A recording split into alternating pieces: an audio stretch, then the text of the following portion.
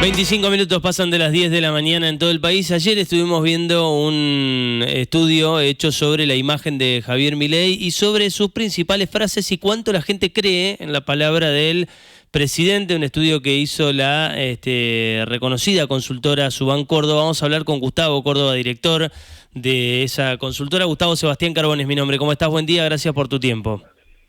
Seba, buen día, un placer estar con vos. Bueno, ¿te sorprendieron los números? Digo, hasta ahora veíamos un presidente que, a pesar de las dificultades en su gestión, venía sosteniendo un nivel de popularidad alto y, bueno, da la sensación de como se empieza a resquebrajar o a profundizar esa brecha entre quienes desaprueban la gestión de Milei y quienes todavía la respaldan. Mira, en general debemos decir que el gobierno fue muy pícaro al momento de instalar la idea de que estaban bien a pesar de las medidas económicas que habían tomado, ¿no? Si lo comparamos con los 4 presidentes que lo precedieron en la primera magistratura de la Argentina, debemos concluir que Milei está 25 o 20 puntos por debajo de lo que estuvieron los 4 presidentes anteriores. Es decir, que eso de estar bien, te diría, es relativo. Pero no tanto los 9 meses que han pasado, sino lo que le queda de mandato, ¿no? Estos 3 años, 3 meses que todavía le quedan con un desgaste que, bueno, mes a mes estamos viendo que pierde un punto y medio de credibilidad, ¿no? Y la verdad es que lo que registramos en este estudio es básicamente eso, un presidente y una gestión con un 40-42% de aprobación y un 56% de rechazo. Vos lo que decís es, a esta misma altura de gestión, Alberto Fernández tenía mejor imagen o mayor aprobación que el presidente Milei. Alberto tenía 70 puntos de aprobación, Mauricio Macri tenía 64, Cristina Fernández tenía 70 puntos de aprobación y Néstor Kirchner tenía 68. Claro, está muy lejos de esos números. Ahora, algo muy impactante del estudio que ustedes realizaron, más allá de la desaprobación de la gestión en general, es puntualmente en la falta de credibilidad de la palabra del presidente, en las declaraciones, incluso en algunas que uno podría decir hasta tienen cierto grado, no sé, por ejemplo, cuando habla de la baja de tasa de homicidios en Santa Fe o en Rosario, es un dato que es cierto, sin embargo, ¿la gente no cree en la palabra del presidente? Mira, en general la relación entre la política y la verdad es una relación complicada, ¿no? Digo, nosotros nos tomamos de un estudio que hizo Laura Sommer con Mario Riorda, en Chequeado, allá por el 2020, sí, donde estudiaron los discursos de los políticos argentinos en 8 años. ¿Sabés qué concluyeron? Que solamente 1 de cada 4 eran verdad, que se podían sustentar en datos concretos, ¿no? En datos verdaderos.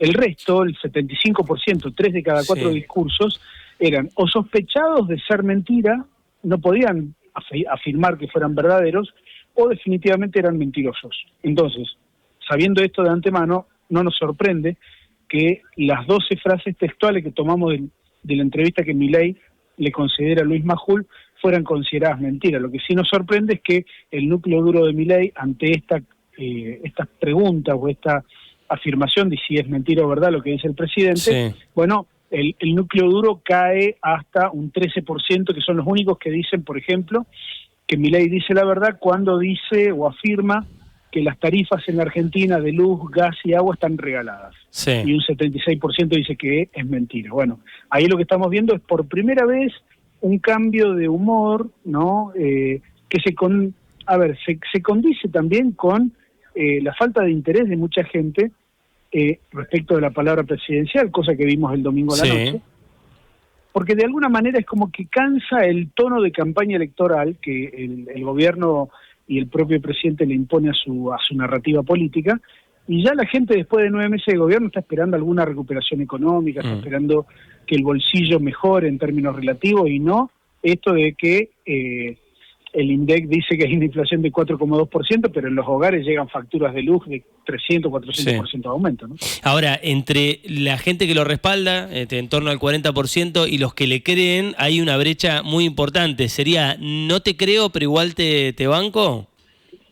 Sí, ahora déjame decirte que veo muy obsesionado el gobierno con las elecciones de intermedio. Argentina y Estados Unidos son los únicos países en el mundo que tienen elecciones intermedias como tenemos nosotros. Y por lo general los gobiernos reciben premio o castigo en función de la economía. Sí. Y también las oposiciones se terminan de reagrupar o de ordenar en función también del resultado electoral.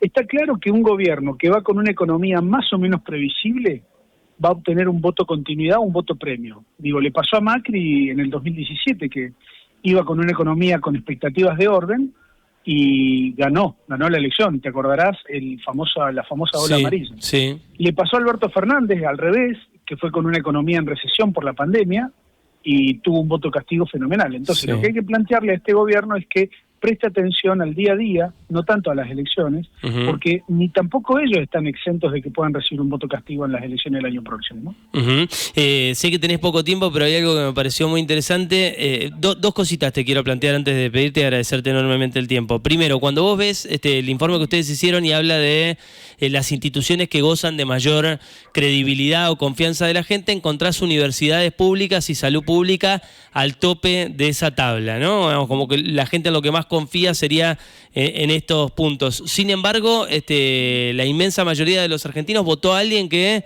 avisó de antemano que venía un poco a combatirlas, tanto la salud pública como la educación pública. ¿Qué explicación le encontrás a eso? Que hay una diferencia de criterios y de interpretación. Yo creo que la mayoría de los votantes de Milei no quiere destruir el Estado, quiere sí corregir ciertas desviaciones, ciertos excesos en el manejo del Estado por parte de la política tradicional, ¿no? Creo que eso está clarísimo. Ahora, destruir el Estado, destruir la universidad pública, destruir el CONICET, destruir la salud pública, me parece que esas son cosas que no estuvieron en la agenda electoral de Milei, pero que el presidente la ha encarnado con una firmeza muy importante. Ahí están las contradicciones que hace que mucha gente empiece a tomar distancia, ¿no? Como por ejemplo con este anuncio de parte del gobierno del decreto para limitar el acceso a la información pública, ¿no? Nadie comparte hoy en la Argentina, te diría, incluso el 40% de sus votantes de Milei en primera vuelta tampoco comparten esa idea. La enorme mayoría de los votantes de Bullrich tampoco, obviamente los votantes de Massa y de Schiaretti menos.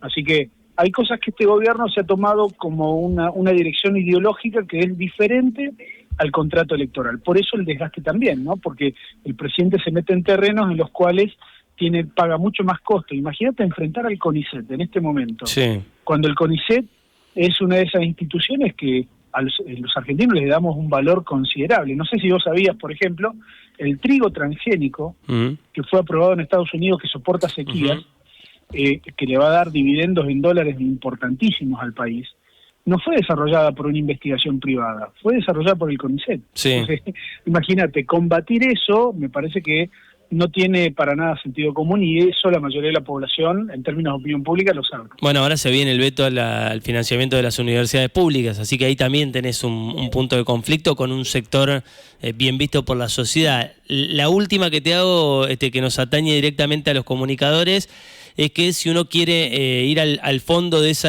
rascar la olla, ir al fondo del fondo, encontrar los periodistas, los medios de comunicación, incluso por debajo de los sindicatos, es decir, es más confiable Moyano Daer que los medios. Digo, yo diría, sufren intensamente una desconfianza notable, ¿no? Hay muy poquita confianza. Lo raro, no raro, lo notable es la desconfianza en la justicia, que es en última instancia quienes debieran ordenar un poco, ¿no? Pero bueno, la lentitud de la justicia es una verdadera casta porque tienen privilegios. Yo no sé si vos tenés 45 días de vacaciones. Bueno, la justicia sí, ¿no? Y así como un montón de otras más. Pero bueno, es la mirada permanente. Te digo, nosotros medimos permanentemente la confianza en las instituciones y la justicia siempre nos da... Les da mal. Ahora, en los medios, y con esto sí te libero y te pido disculpas, te agradezco la generosidad. ¿En los medios encontrás un punto de quiebre de ese deterioro de la imagen? Porque cuando yo era chico, tengo 38 años, cuando era chico era como una verdad revelada lo que decía el diario o la tele o la radio. Y hoy es al revés, es como que somos culpables hasta que demostremos que estamos diciendo algo que es cierto. No, el problema es que con el predominio de la fake news, nadie puede determinar o discernir qué es verdad y qué es mentira. Por lo tanto, lo que predomina es la desconfianza. Gustavo, un placer escucharte, te agradezco enormemente el tiempo, te mando un abrazo. Chao, que tengas un gran día. Hasta pronto. Gustavo Córdoba, director de Subán Córdoba, esta encuestadora que en las últimas horas ha estado en los medios más grandes del país, a partir del reflejo de la desconfianza, podría decir uno, del común de la sociedad en las cosas que dice el presidente, pero incluso en aquellos que respaldan al presidente de la nación, ¿no? Es algo que se vuelve un tanto extraño. Cuando uno si vos te quedás solo con la superficie del informe, que es esto de, bueno, cuánto lo aprueban, cuánto lo desaprueban, cerca de un 60% dice que la gestión no es buena, un 40% dice que la gestión, o respalda la gestión, perfecto, te quedás con ese número, pero después cuando entras a hurgar en esos números, un poco lo repasábamos ayer, te encontrás con estas contradicciones que tenemos todos, ¿no? Que es, bueno, ¿en quién confías? ¿En la universidad pública, en la salud pública, en el CONICET? Pero por ahí fuiste a votar a alguien seguramente enojado a partir del fracaso de los gobiernos anteriores, a votar a alguien que te avisó que iba a combatir eso. Es realmente muy contradictorio o muy impactante, por lo menos para mí verlo, y esta sensación de no te creo lo que me decís, pero te apoyo, que es extraño, ¿no? Digo, al gobierno le gusta mucho usar los ejemplos domésticos. Pensemos en las relaciones interpersonales, entrar con tu pareja y decir, la verdad no te creo nada de lo que me decís, pero bueno, te quiero. Digo, es extraño, porque digo, la relación se basa en la confianza y en lo que me decís es cierto. Digo, y hay mucha gente, digo, la tasa de aprobación del gobierno es, según este estudio de Suban Córdoba, el 40%. Sin embargo, cuando vos vas a la frase de esto de las tarifas están regaladas, hay un 76% que dice que eso es mentira. Es decir, no cree en la palabra del presidente, pero sin embargo lo respalda. 10 horas 37 minutos en toda la República Argentina.